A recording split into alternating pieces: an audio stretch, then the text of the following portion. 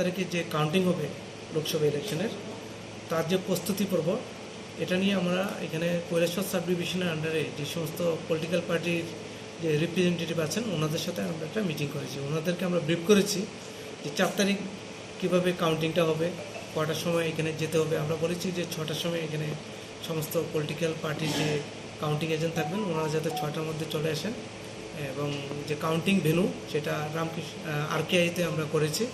এখানে কৈলাসহর সাব ডিভিশনেতে যে 2টা অ্যাসেম্বলি কনস্টিটুয়েন্সি আছে, একটা হচ্ছে 53 কৈলাসহর অ্যাসেম্বলি কনস্টিটুয়েন্সি এবং 52 চণ্ডীপুর অ্যাসেম্বলি কনস্টিটুয়েন্সি। এখানে যে 2টা আলাদা আলাদা কাউন্টিং হল বানানো হয়েছে।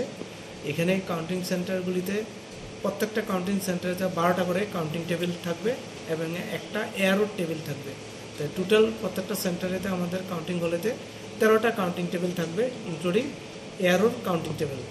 প্রত্যেকটা টেবিলের জন্য একজন করে প্রত্যেকটা পলিটিক্যাল পার্টি থেকে একজন করে এখানে লোক দিতে পারবে, কাউন্টিং এজেন্ট দিতে পারবে।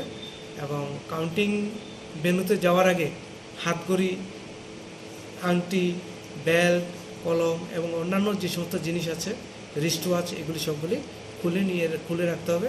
এগুলো আমরা ওনাদের কাছে আবেদন করেছি যে এই জিনিসগুলি নিয়ে যাতে ওনারা না আসে।